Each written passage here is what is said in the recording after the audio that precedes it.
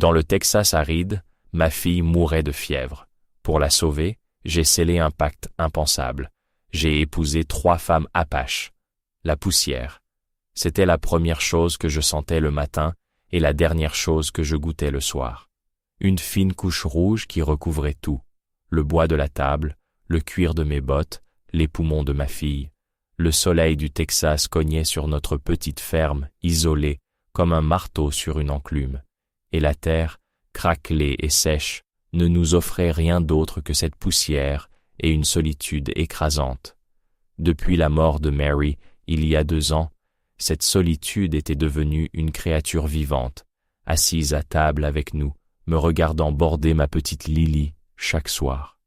Lily, mon unique rayon de soleil dans cette immensité aride. À 6 ans, elle avait les yeux de sa mère, d'un bleu si clair qu'on aurait dit 2 éclats de ciel, mais depuis 3 semaines, ce ciel était voilé par le brouillard de la fièvre, une fièvre tenace, brûlante, qui la faisait frissonner sous ses couvertures, même lorsque la chaleur de la journée s'infiltrait à travers les planches de la cabane. Le docteur Miller était venu de la ville la plus proche, à une journée de cheval. Il avait secoué la tête, marmonné quelque chose à propos d'une mauvaise grippe, laissé une fiole de liquide brunâtre au goût infâme et était reparti en empochant mes 2 seuls $. Le liquide n'avait rien fait. La fièvre, elle, continuait de monter. Je passais mes nuits à son chevet, une éponge humide à la main, écoutant sa respiration saccadée.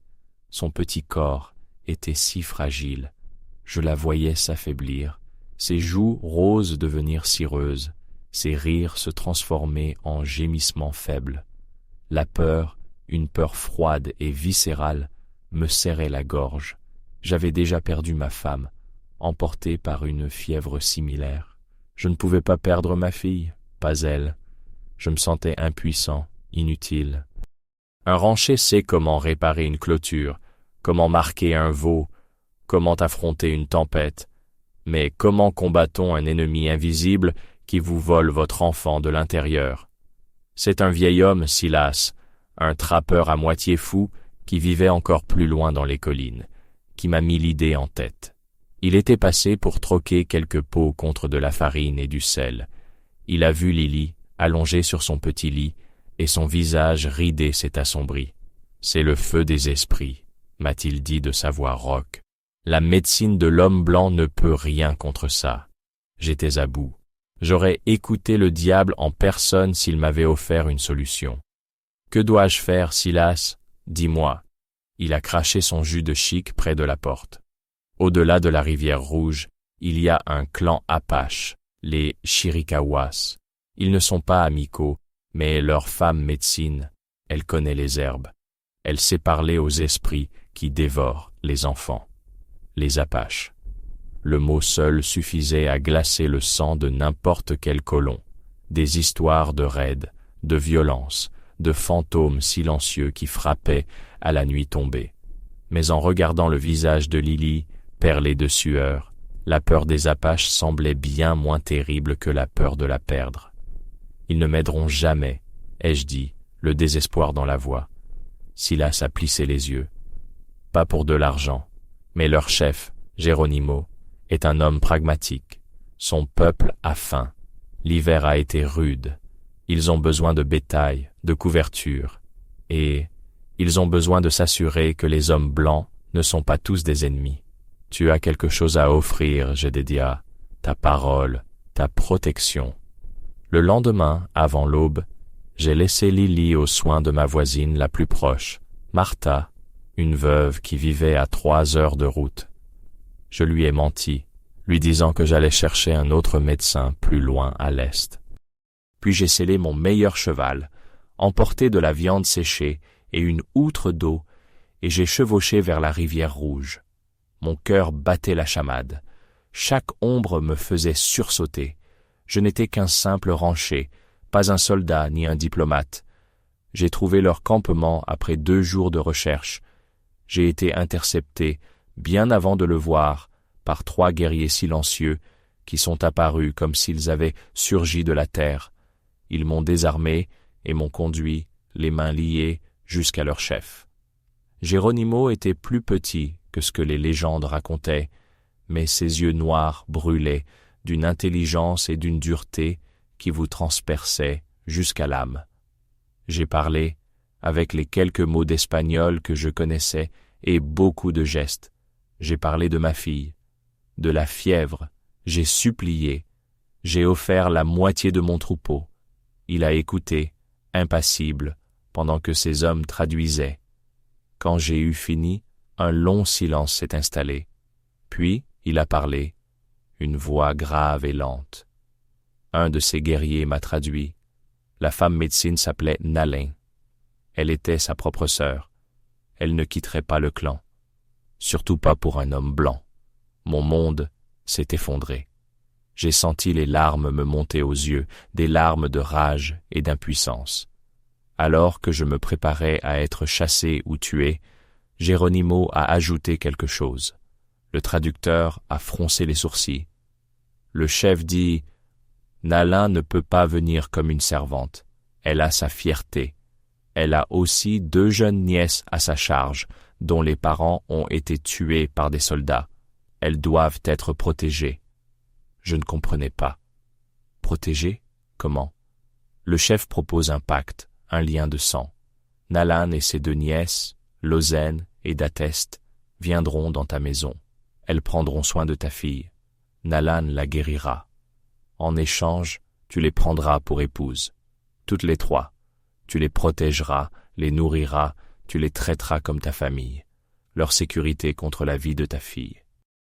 Épouser 3 femmes, 3 Apaches, l'idée était si folle, si insensée que j'ai cru à une mauvaise blague. C'était contre la loi, contre Dieu, contre tout ce que je connaissais. Mais ensuite, l'image de Lily, tremblante et faible, a surgi dans mon esprit. Ma fille a besoin d'une mère, ai-je murmuré pour moi-même, et soudain, ces mots sont sortis de ma bouche, plus forts, face au chef Apache. Ma fille a besoin d'une mère. Un accord a été conclu, non pas avec de l'or, mais avec du bétail, des couvertures et une promesse sacrée. Pour sceller le marché, le chef a exigé un paiement symbolique à l'homme blanc, $6 en argent, $1 pour chaque année de la vie de ma fille. J'ai sorti les 6 dernières pièces de ma poche. Elles étaient lourdes dans ma main, le prix de la vie de mon enfant. 3 jours plus tard, je suis revenu à mon ranch. Je n'étais pas seul. Derrière moi, 3 silhouettes à cheval me suivaient en silence. Nalin, la plus âgée, au visage sévère et aux yeux perçants. Lozène et Dateste, plus jeunes, à peine des femmes, dont les regards étaient des masques impénétrables. Elles ne m'avaient pas adressé un seul mot pendant tout le trajet. En arrivant, j'ai ouvert la porte de ma cabane. L'odeur de la maladie et de la poussière m'a frappé. J'ai entendu un faible gémissement venant de l'étage. C'était Lily. Les 3 femmes sont descendues de cheval et sont entrées. Elles se sont arrêtées au milieu de la pièce, leurs robes en peau de daim contrastant violemment avec mon modeste mobilier en bois. Elles observaient tout, immobiles, comme des statues de pierre.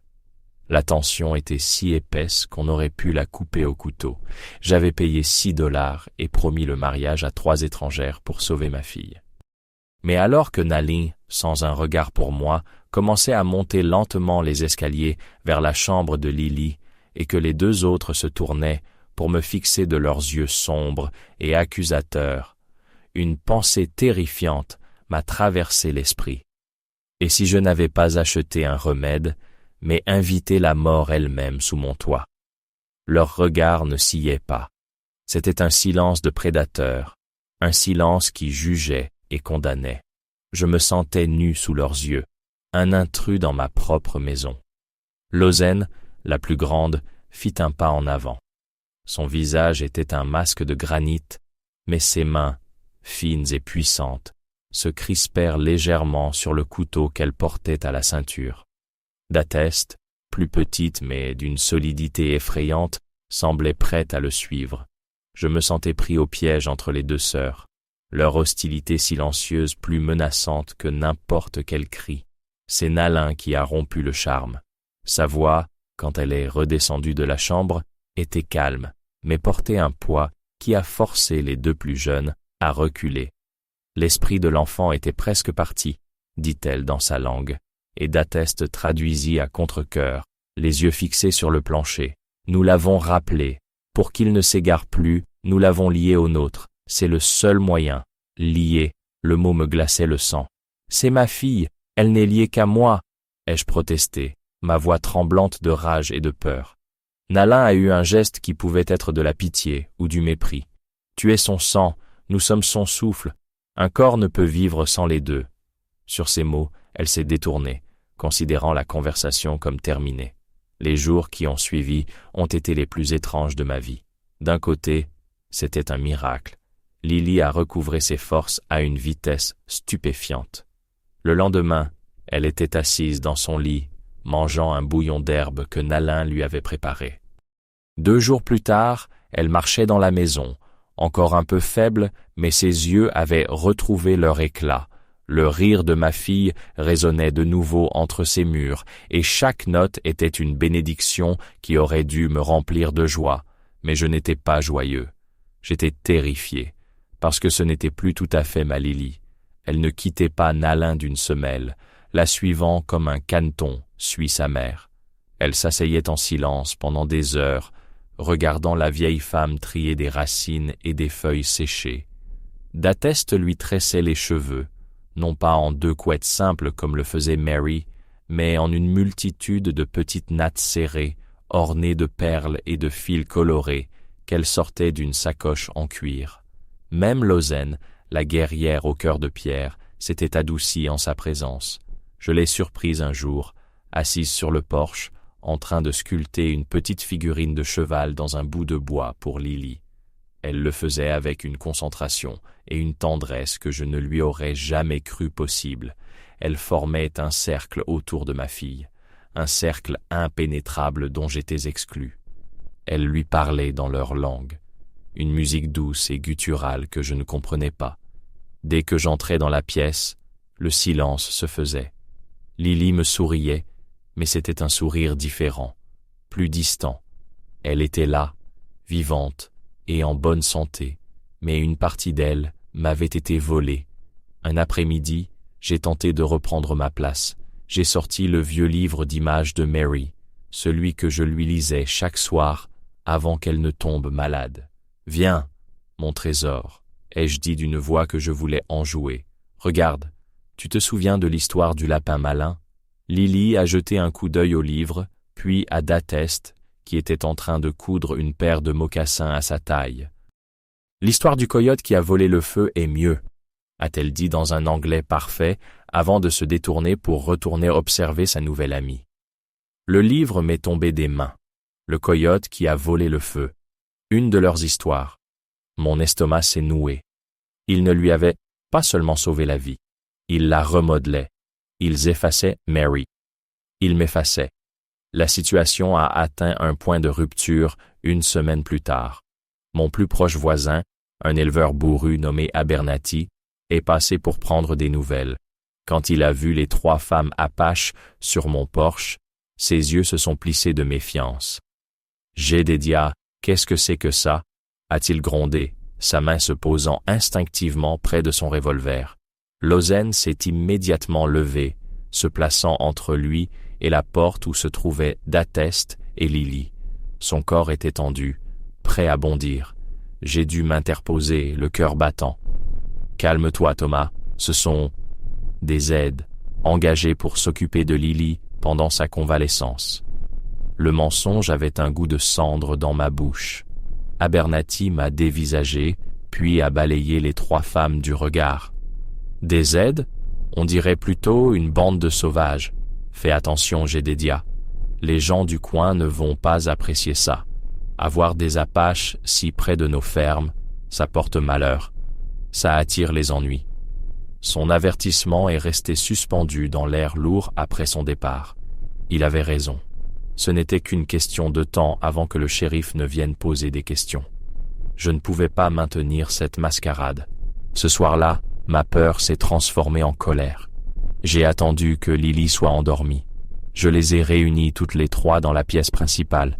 La lampe à pétrole jetait des ombres dansantes sur leurs visages impassibles. « Ça suffit », ai-je dit, ma voix plus dure que je ne l'aurais voulu. « Je vous suis reconnaissant d'avoir sauvé ma fille. Je vous ai donné du bétail, je vous ai donné un toit. Mais c'est ma maison. Et c'est ma fille. À partir de demain, vous lui parlerez en anglais. Fini vos histoires de coyotes et d'esprits. Nous lirons la Bible. Elle est l'enfant d'un homme blanc et chrétien, et il est temps qu'elle s'en souvienne. » Un silence de mort a suivi mes paroles. Lozen a mis la main à son couteau, mais Nalin l'a arrêté d'un simple regard. La vieille femme s'est approchée de moi. Il n'y avait aucune colère dans ses yeux, seulement une profonde et infinie tristesse qui me terrifiait. « Vous ne comprenez pas, a-t-elle dit, et pour la première fois, ce fut d'Atteste qui traduisit sans qu'on le lui demande, sa voix à peine un murmure. Sa vie n'est pas un objet que l'on répare et que l'on vous rend. C'est un feu que nous avons ravivé avec notre propre souffle. Si notre souffle s'arrête, le feu s'éteint. Des sornettes! Ai-je explosé, à bout de nerfs. Je me suis tourné et j'ai ouvert la porte de la chambre de Lily. Elle dormait paisiblement, sa poitrine se soulevant et s'abaissant au rythme régulier de sa respiration. Regardez, elle est guérie. Elle n'a plus besoin de votre souffle. En prononçant ces mots, un son a fendu le silence. Un son faible, mais qui a paralysé mon cœur. Un petit toussotement sec. Lily s'est agitée dans son sommeil. Puis, une seconde tout, plus rauque cette fois. Je me suis précipité à son chevet et j'ai posé la main sur son front. Une vague de chaleur familière et maudite m'a brûlé la paume. La fièvre. Elle était de retour. J'ai reculé, horrifié, mon regard passant de ma fille frissonnante aux trois femmes immobiles dans l'encadrement de la porte. Nalin me fixait, son visage une toile vide où se lisait une connaissance terrible. Puis, dans un anglais hésitant mais parfaitement clair, elle a prononcé les mots qui allaient sceller mon destin et celui de ma fille pour toujours.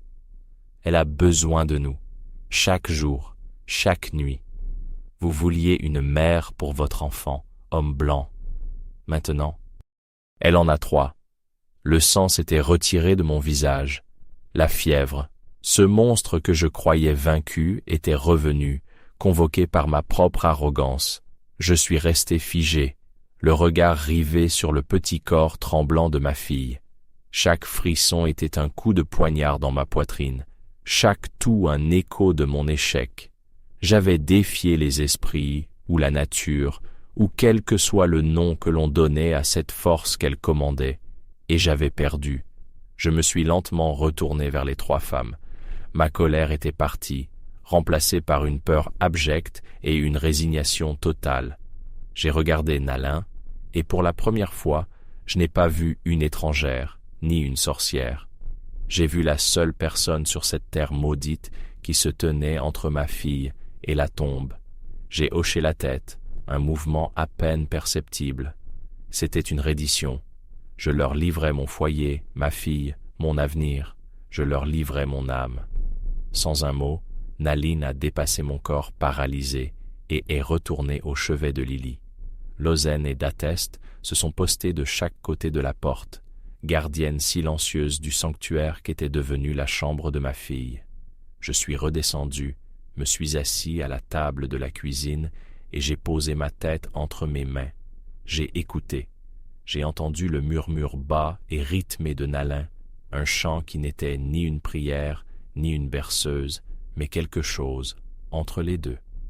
J'ai entendu le crépitement des herbes qu'elle a dû brûler.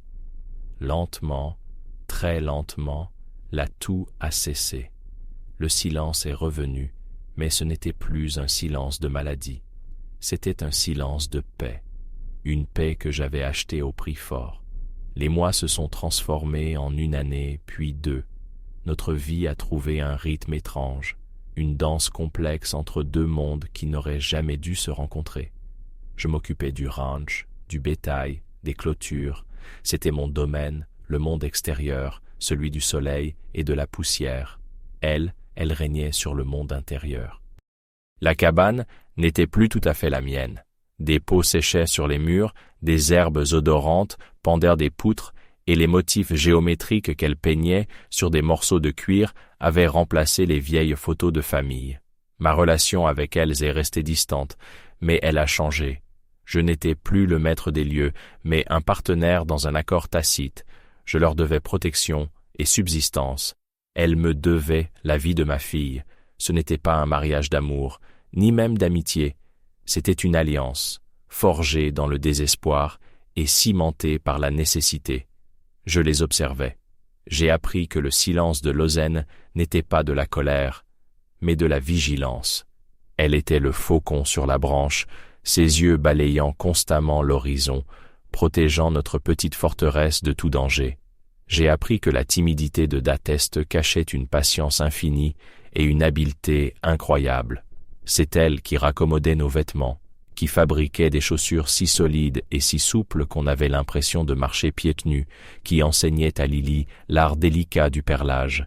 Et Nalin était le cœur de notre maison. Sa sagesse était dans ses mains, dans sa connaissance des plantes, dans sa compréhension des saisons et des esprits. Elle était le pilier qui nous empêchait tous de nous effondrer. Et Lily, ma Lily a grandi entre ces deux mondes. Elle était le pont. Elle apprenait à lire l'anglais avec moi le soir et à lire les traces d'animaux avec Lozen le matin. Elle chantait les cantiques que je lui fredonnais et les chants apaches que Nalin lui enseignait. Elle portait les robes en coton que je lui achetais en ville, mais toujours avec les mocassins que Dateste lui avait cousus.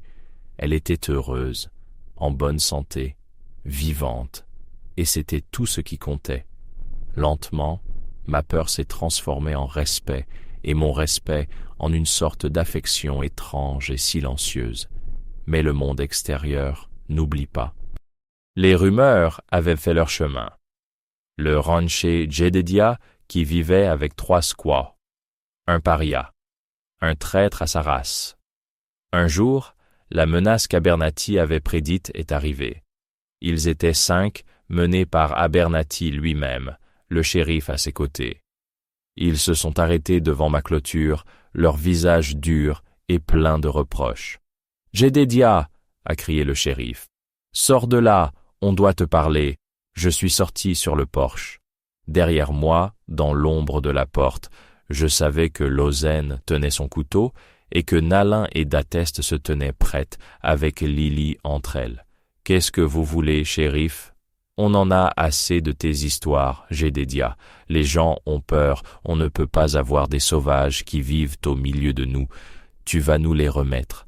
On va les ramener à la réserve, là où est leur place. » Je les ai regardés, leurs visages pleins de haine, juste et ignorante. Puis j'ai regardé par-dessus mon épaule, dans l'ombre de ma maison. J'ai vu le visage de Lily, qui me regardait avec des yeux grands ouverts et effrayés. Et dans ce regard, je n'ai pas vu l'enfant d'un homme blanc, ni l'enfant adopté d'un clan apache. J'ai vu ma fille, simplement ma fille, et j'ai vu les 3 femmes qui l'entouraient, prêtes à mourir pour elle, qui l'aimaient autant que moi. Ma fille n'avait pas besoin d'une mère. C'était ce que j'avais cru. J'avais eu tort. Elle en avait besoin. Et le destin, dans sa cruelle et étrange sagesse, lui en avait donné 3. J'ai fait un pas en avant. J'ai décroché le fusil qui était toujours appuyé contre le mur du porche. Je ne l'ai pas pointé sur eux. Je l'ai juste tenu, le canon vers le sol. C'était une déclaration. Leur place est ici, ai-je dit, ma voix calme et ferme, sans une once de tremblement. Ces femmes sont sous ma protection. Elles sont ma famille. Le mot a résonné dans le silence. Famille. Je l'avais dit, et je le pensais. Tu es fou, Jedediah, a craché Abernathy. Peut-être, ai-je répondu. Mais c'est ma folie, ma maison et ma famille. Le prochain qui franchit cette clôture sans y être invité découvrira à quel point je suis sérieux. Il y a eu un long moment de tension. Le shérif a pesé la situation. Il a vu ma détermination. Il a peut-être vu, au-delà de moi, l'ombre de 3 femmes qui ne se laisseraient pas prendre vivantes. Il a soupiré et a fait signe à ses hommes de reculer. Ils sont partis, en lançant des insultes et des menaces, mais ils sont partis. Je suis resté là, le fusil à la main, jusqu'à ce qu'il ne soit plus qu'un nuage de poussière à l'horizon. Puis je me suis retourné. Les 3 femmes étaient sorties sur le porche. Lily a couru vers moi et s'est jetée contre mes jambes. Je l'ai soulevée dans mes bras. Pour la première fois depuis leur arrivée, nos regards se sont croisés sans méfiance, sans barrière. Lozen a hoché la tête, une marque de respect qu'elle n'avait jamais accordée. D'Atest a esquissé le plus petit des sourires, et Nalin, la vieille et sage Nalin, s'est approchée et a posé sa main ridée sur mon bras. « Tu es un chef, Jedediah » a-t-elle dit dans sa langue. D'Atest a traduit, mais pour la première fois, je n'en avais pas besoin. J'avais compris. Ce soir-là, nous nous sommes assis sur le porche, regardant les étoiles envahir le ciel du Texas. Lily était endormie, sa tête sur mes genoux. Je n'étais plus un homme seul, luttant contre la poussière et la solitude. J'étais le patriarche d'un clan étrange et improbable. Un rancher et 3 femmes apaches, une famille née d'une fièvre, scellée par un marché et cimentée par une menace commune. Je me suis souvenu des $6 en argent que j'avais donnés à Geronimo. J'avais pensé que c'était le prix de la vie de ma fille. Je réalisais maintenant que c'était le meilleur investissement de toute ma vie. Ce n'était pas le prix d'un remède, c'était le prix d'une famille.